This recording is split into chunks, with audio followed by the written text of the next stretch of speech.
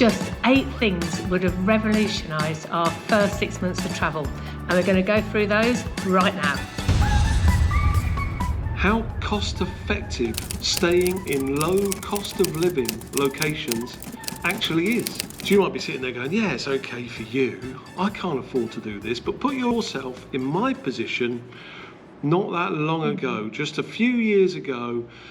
I was trying to convince Sarah that we're going to do this thing. We're going to retire early and travel the world for the next 10... I don't need much convincing. No, she was pretty good. But that was part of the problem.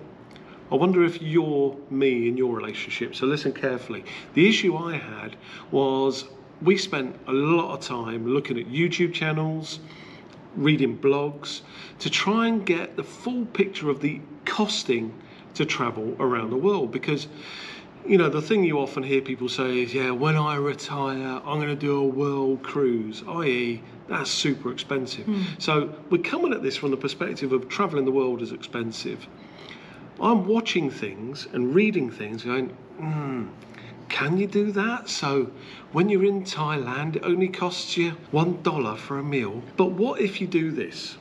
You convince your better half that this is what we're going to do. We're going to travel the world for the next 10 years. We're going to retire early, cut off now our income potential to do this. And then you get to your first location, and actually the blogs and vlogs and not telling the full truth. That's what scared me. And you get there and you get to Thailand and go, yeah, we'll have a little meal, and that's come to $40. Oh my goodness, what are we going to do? Call my old boss, can I get my job back? And these are the kind of challenges that we had. But we're 6 months in and we've got a lot more confidence. And in fact, if that is one of the things that is a challenge for you, as it has been for me, less so for Sarah because she just trusted me. Watching our vlogs going forward is going to be absolutely critical, because we're going to show you nuts and bolts exactly what the costs are to travel the world. And after our first 6 months, we're feeling pretty confident. And we had some expensive countries. Yeah, we had the UK, damned expensive. The US, come on guys, that's crazy over there. But Mexico brought it in for us. So we have got, when you got that kind of balance, we've got a lot more confidence. Also, before we move on to the next point, if you're sitting there thinking, well, how did you afford to do this? We've done a couple of videos on that, but if you want us to get into how we save the money and structured our finances such that we can do this traveling for the next 10 years, drop something in the comment below. If I get enough interest in that, then we'll do a video and we'll share exactly how we did that. But come on, Sarah, let's move on to the second point. Don't pack too much. I think you've heard us talk about this already in numerous videos, but we packed too much, far too much. The problem is, Neil worked in resilience for many years, and so he's adopted that into his normal life. So we have copies of things and tertiary copies of things. So you can't just have 2 of something. You have 3 of something, or 4. Yeah, ideally in different locations. If anyone wants education on resilience, let me know that. No, you're done with that. No, it's boring. But for example, have you ever known anyone take 20 pairs of white socks anywhere? It's not me, it was him. I don't even... You don't even wear white socks? I don't even wear white socks. That was a really stupid thing to do in hindsight. It was, but there's somebody in Mexico now who's got 20 pairs of white socks who's very thankful for me overpacking. Yeah. I don't have any white socks now. And when we look at shoes, you took 7 pairs of shoes. I took 7 pairs of shoes, but my shoes are very small, and 2 of those were flip-flops. So how many did you take? 8. I took 8 pairs of shoes, but hear me out. I had 2 pairs of shoes for going out, had a pair of trainers, had some walking shoes, had some zero shoes, which is when you walk, it feels like you're walking on the ground. And I had some water shoes for when you go in water, and I had 2 pairs of flip-flops. Now, I've got 1 pair of shoes. 1 pair. I've got 2. Yeah, 1 too 3. many. What? I've got 3, I think. Yes. So the 1 pair of shoes that I've got, there's a video we did months ago on the shoes we can use to travel the world for next year. That's the ones I've got. 1 pair of shoes. Yeah, you've done well, I've not got a second pair at all. You've got. What about your shirts and Yeah, first 6 months of travel, I took 4 shirts and 4 different pairs of trousers. These are dress shirts. Dress shirts and dress trousers. And we went out once in a dressy fashion. And actually, I chose the least dressy shirt because I'm not a dressy kind of guy. And now, though, I've got 1 shirt and I've got 1 pair of smart jeans. Yeah. What about you? I've cut down from about 5 or 6 dresses down to 2, and they're day dresses stroke evening dresses, so we've done well. Yeah, and now using packing cubes to get everything together is making life a lot more structured with fewer things, I would say. Definitely. Sarah's downstairs. She doesn't know I'm recording this, but look at this for organisation. This is my case. That's all my toiletries. There's all my shirts and stuff in here. There's my tablets. That's things like I'm an old fella now, and so I've got prescription drugs. So on this side of my case, I've got underwear, sexy. I've got my trousers. I've got my scarf, important. This here is just as it says on the side, odds and ends. Here I've got 3 boxes of COVID tests. That's more of my drugs down there. Not when I say drugs, don't think anything bad. It's for my heart, blood pressure. Look at that, organised. That's all various tech that's needed in there. Beautiful, eh? I'm going to see if I can get Sarah to show hers. I've not seen it, but my guess is not as organised. This is Sarah's case, so she's done all right. She's done all right. It's a little bit more, you know, that's twisted, not impressive. Just things stuffed in. I don't think she's got the organisational capability that I've got in my case, but she's done okay. I would give it a 5 out of 10. 5 out of 10 for Sarah's case compared to what looks here pretty impressive. Cosmetics, tablets? Yeah, cosmetics and all our tablets and things. I did have a huge packing cube full of stuff that we might need just in case. But I've really skimmed that down now. We realise we can buy things here or anywhere Shops we are everywhere. in the world. There's shops everywhere. And I've really cut down on those sort of medicines. Obviously, we've had to bring our prescribed medicines with us. That, in my case, does take up a little bit of room. But yeah, we're doing good with that as well. And there's definitely shops wherever we're going. Wherever we go. And talking of shops, let's go on to products you can buy. So the next 2 points we're going to go through are to do with tech. The first one is, do you take a Chromecast, a Google Chromecast, or do you take an Amazon Fire Stick?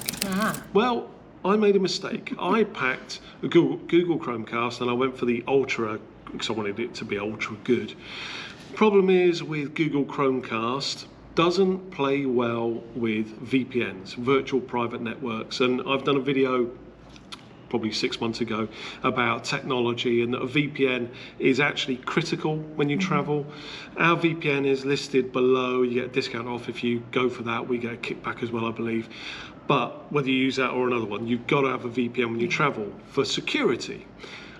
But also, the other beauty of that is you can fool your TV into thinking, or your network into thinking you're a different place in the world. But you need a VPN to do that. Google Chromecast does not work with VPNs. If anyone disagrees, check it. I spent a lot of time working on it. We switched to an Amazon Fire Stick and we spent probably about $50 on the top 4K Fire Stick. It's a dream. We can install, there's an application for the VPN we use, which is NordVPN. We've installed that onto the Fire Stick. So basically what you do, switch the TV on to Fire Sticks on the network, choose what country you want to be in. So we often choose the UK or sometimes the US, depending on what we're looking for. And then all the applications you want. So for us, we want the BBC and Channel 4 and ITV from the UK. Or if you want certain content such as Netflix, we just watched the last season of You on Netflix. Whoa, that was good. Whoa, we're nothing like that couple on there, believe me. But watching that, we couldn't get it on the UK version, so we switched it to the US VPN, and we could watch you. You need to be using a Amazon Fire Stick rather than a Google Chromecast. The second thing I wanted to talk about with technology are SIM cards. Now you might think, oh, we've got SIM cards covered. These are the things we wish we knew before we left. We knew we would need a SIM card, but it's not that straightforward. When you land in a country and you haven't got a SIM card, and as you know, Wi-Fi at the airport is generally poor, you've got to get a SIM card before you can do anything. If you want to communicate with your Airbnb host, or even get details of how to log into your Airbnb or get into your Airbnb, you need a SIM card. If you want Uber or anything like that, you need a SIM card. US, nightmare. Not a great place to try and get a SIM card, the US. Mexico was far more straightforward. Just go to a Telcel shop, pick up a SIM card, log in on the app on the phone, away you go. But a real big tip, if you're currently thinking of traveling the world and you're thinking of upgrading your phone before you go, this is something we wish we'd done. We've upgraded our phones, but not to one that does what I'm about to say. Get a phone that supports virtual SIM cards, i.e. you don't put one of those little things into the phone. It's done virtually, because there are services that you can use all around the world, and as soon as you land somewhere, you switch your phone on and you're up and running with that virtual SIM card. So those are those two items. You Sarah, make it all sound very easy. you just go with it. It just all magically happens. And Sarah is a very special person. I've got to tell you that, very special, because at the moment, to coin a British phrase, it's pissing down. It is. But she's smiling away. I am smiling. But the problem is, we recorded this video about a week ago, and I checked the video today to look at the quality of it. The sound was awful, all my fault, and actually Sarah was ill. I was really ill, but I hardly had a voice. People are good. And talking about lavanderias in San Miguel de Allende, we found a fantastic lavanderia, and the lady there was absolutely amazing. And I'm desperate to get this video done. I think this is really useful to people. So we're shooting it again really quickly. Last time we had amazing backdrops. It was like Steven Spielberg. Absolutely incredible. But you just couldn't hear me very well. I was very squeaky. And I screwed the sound up on everything else. I'm feeling much better. And thank you everyone for all your well wishes, by the way. It's been very, very nice. good of you. So it's raining, but we are going to continue. True And professionals. Sarah knows that she's going to continue, because I'll get very annoyed if she stops and we've put all this effort in. We've got to do it again. So, Sarah, next one. Know your accommodation requirements. So we like to stay in Airbnbs. I think we've addressed that before. And we've got certain requirements. So things like a TV and a separate bedroom, they're just a given. You know, that's obviously, I normally go to bed a bit earlier than Neil, and you know, that seems to work for us. But there's other specific requirements that we now know we have to look out for. One of those, really important, is a sofa. We like to obviously put our feet up and watch the TV, and it's really important for us that we check what sofa's in the accommodation, just to make sure it's going to be a comfy one. We were spoilt in Mexico. It was actually one that came out, so you could just, it's more like a bed, wasn't it? So yes, that's a real key point. So it's a key point, and you may be thinking, yeah, we know we need a sofa, but this is our life. This isn't a holiday. So, you know, at home, and you think we need a new sofa, and you spend all Sunday going around the various sofa shops and sitting on 10,000 different sofas. That's because you want to have the perfect sofa for you. When you travel in the world and you go somewhere for a month, actually quality of sofa is pretty damned important, as is a desk and chair. Desk and chairs is the next point. Yeah, it's really important. Obviously, we do a lot of work, and you edit many hours, so it's really important we've got somewhere that we can both sit. Sat there together, planning our next step of travel as well. Definitely. What about a washing machine? Washing machine. So this is quite new on the list. We thought when we first started this, it's okay, we don't need a washing machine. We'll just find a local lavanderia or, you know, laundrette. But we've actually come to realise that that is a key point now. We do want a washing. In fact, did a load of washing this morning and put it out, and now it's getting soaking wet. But anyway, we've got a washing machine, so we can do as much as we want. So I'll give you an example on this though. Again, you'll think, yeah, washing machine. We'll find a laundrette or something to do that. Yeah. But imagine you're watching our video and you think, oh, I've just reminded us, got to get the washing on. Put your washing machine on, it's broken. Dun, dun, dun. It's not working. Get on the phone, a bloke's going to come out, he'll be there in 4 or 5 days, he'll get it fixed. What do? Well, you go to the back of the wardrobe that you've got, and all those clothes you've not worn for 2 or 3 years, you can wear them, can't you? But we're travelling with no more than 7 changes of clothing. So if day 6 we haven't got what we need, Big raindrop. it's raining quite hard. If we haven't got what we need, we're screwed. So having a washing machine is absolutely critical. Right. So the next one, Sarah, is that people are good. Very good. Yeah. If you watch too much TV, you get injected with fear. Don't go to that country because there's murder, there's political strife, there's floods. Don't do this, don't do that. Take a moment when you're thinking like that to do a quick Google or news search on where you live, and you'll find where you live there's murder and strife. So you just need to recognise that bad things happen all around the world, but people are generally good. That's what we've found. So Our experience in Mexico, just wonderful, wonderful people. We're now more confident to start travelling again, and we're just going to see how many people we can meet and learn the cultures and speak to as many people as we can. Absolutely. Don't travel with fear. Yeah. Travel with a healthy respect for safety. Right, on to the next one, Sarah. So just before we get really soaked, don't book too far in advance. Yeah, you need to be flexible. And this is the beauty of being a slow travelling nomad. You've got that flexibility. Yeah. And the flexibility comes down to where you travel, when you travel, and also how you travel. So let's think of an example on this. You're in point A and you want to go to point B. Let's say you're in Italy, you want to go to Spain. But things change. Things can impact what your plans are. Which we're finding quite a lot at the minute. Aren't we just? There's this thing called COVID. Don't know if you've ever heard of it. It's a pandemic. I can't abide this pandemic. It's my least favourite pandemic I've seen in a long But time. we're being flexible, we're getting by.